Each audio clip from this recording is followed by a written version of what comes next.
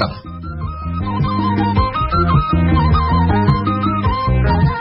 Kabajamtoota dhaggeeffattoota keenya fagoodhaa fi dhiyoorraa raadiyoodhaan marsaa intarneetii fi saatelaayitii Naayilsaatiin akkasumas feesbuukiidhaan sagantaa keenya hordofaa jirtan hunduu nagaan keenya bakka jirtanitti isin qaqqabu akka booltan. Guyyaan har'aa wixata fulbaana 6 bara 2021 akka lakkoofsa Itoophiyaatti immoo qaammee 1 bara 2013 keessummeessaan keessan irraa an Bafqaaduu Morodaati. Biiroon barnoota Oromiyaa naannichatti imaammata barnootaa haaraa kan afaanotiin biyya keessaa 4 akka manneen barnootaatti kennamu taasisu bahuusaa beeksisee jira. Shamarree Hawwan Naggaa jedhamti. Biyya Rabaa keessatti erga waggoota 3 hojjattee booda amma gara Ambootti deebitee mana hojii mukaatii fi mana nyaataa banachuudhaan hojii gaarii hojjechaa jirti. Kanneenii fi qopheewwan biroo qabna. Nu wajjin tura. Produuseriin Tamsaasa Harraa Faasil Gabayyooti. Jaallanne Gammadaa oduu har'aaf qabnu dhiyeessiti. Attamoltan kabajamtoota dhaggeeffattoota keenyaa oduun har'aaf qabnu kunoo. Mootummaan Itoophiyaa dhukaasa dhaabinsa dhuunfaasaa eegalabsee as konkolaataa fe'umsaa 500 gargaarsa nyaataaf kanneen biroo gara Tigraayitti erguusaa ministeerri nagaa kan Itoophiyaa beeksisee jira. Sochii gargaarsa dhaqqabsiisuu akka nariifanne danqaa ka ta'e Hiwaatii jedhee jira ministeerri nagaa. Marsamee ka jiru ta'uu ka dubbatu Hiwaat gamasaan uummanni Tigraay midhaan gargaarsaa akka hin arganneef mootummaatu danqaa ta'ee jira jedhe. Gama kaaniin dhaabbatoonni kan mootummaa hin ta'in tokko humnootiin mootummaa shororkeessitoota jedhee moggaasee fi meeshaa waraanaatu kennanii qabamuu isaanii ministeeriin nagaa har'a ibsa baaseen beeksisuusaa Mallas Kaachoo Finfinneerraa gabaasee jira.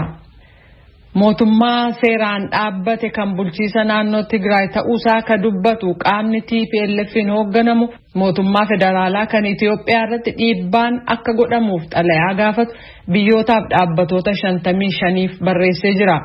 Humnootiinsaa bulchiisa naannoo Affaarii fi kan Amaaraa keessatti injifannoon qajeelaa akka jiran kan beeksise qaamni kun nagaan waarinsa qabu kan argamu garuu dhukaasa dhaabiinsa irratti waliigalameen ta'uu beeksisee jira.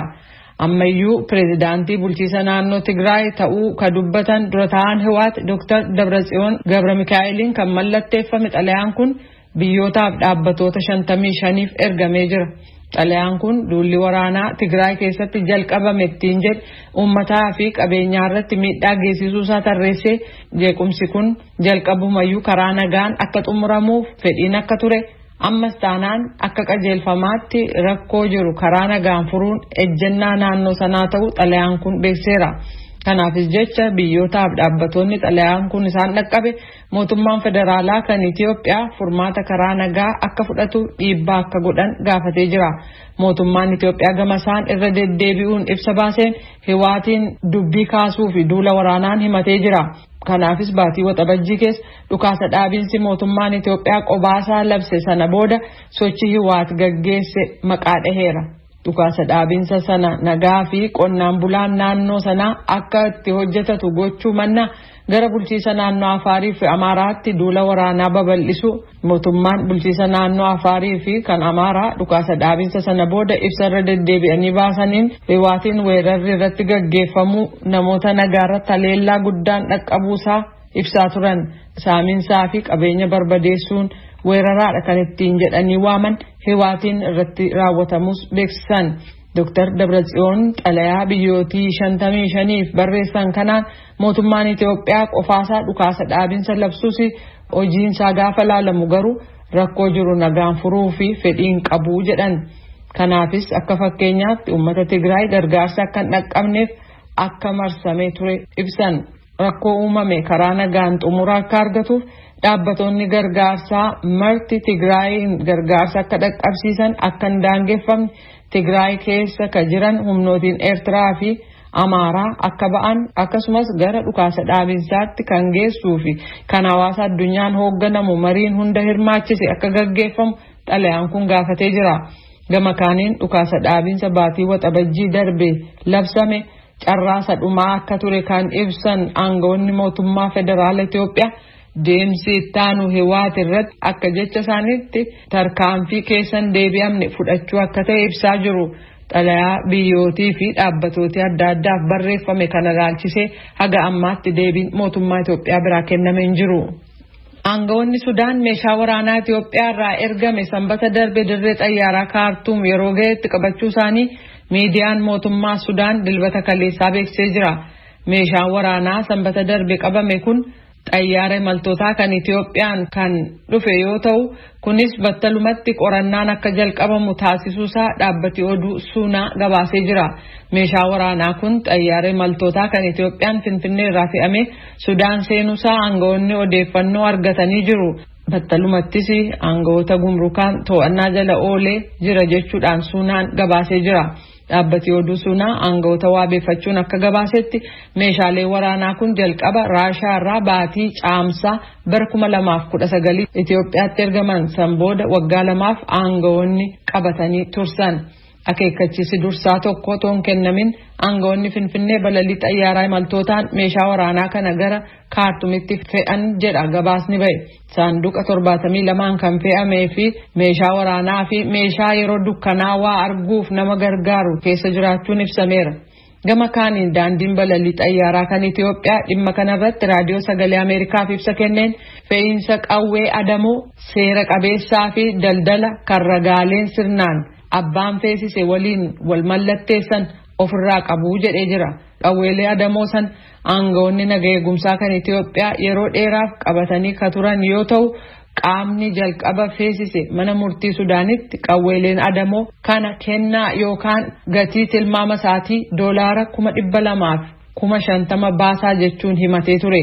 Aangawoota nageenyaa kan Itoophiyaa biraa eehama erga arganne booda guutummaatti adda baafne boodarra qaama argachuu qabu kan Sudaan keessaaf erginee jedha daandiin balalii xayyaaraa kan Itoophiyaa. Wanni fe'amee ergame kun kan seeraa ta'uusaaf xalayaa waajjira dantaalaa Sudaan biraa argame dabalatee kanneen biroo ragaalees qabnaa jedhee jira. Oduun ammaaf qabnu kanuma. Kan dhaggeeffataa jirtan sagalee Ameerikaa qophii afaan Oromooti. Biiroon barnoota Oromiyaa naannicha keessatti imaammanni barnoota haaraa kan afaan biyya keessaa 4 akka manneen barnootaa naannichaa keessatti kennaman taasisu ba'uusaa beeksisee jira. Obbo Efreem Tasammaa hoogganaa itti aanaanii biiroo barnoota Oromiyaa imaammanni barnootaa haaraan kun baranaa jalqabee kan hojiirra oolu ta'uu ibsanii gama biraatiin gaaffii biirooleen barnootaa naannolee ollaa Oromiyaa dhiyeessaniin barnootni idilee afaan Oromoo akka kennamaa jiru dubbatan. Imaammatni haaraan kun qulqullina barnootaa fiduu fi qooda gaarii gumaacha kan jedhani obbo Efreem gama imaammata afaaniitiin garuu naannoo Oromiyaa keessatti wanti jijjiirame akka hin jirre hubachiisan. Galmoo Daawiti yaada ogeessa barnootaa itti dabaluun gabaasa qindeesse qaba. Ministeerri barnootaa waggoota 10 oliif ka qorannoo irratti gaggeessaa ture imaammanni barnootaa haarawaan bara barnootaa kanaa kaasee hojiirra akka oolu torbe darbe beeksise.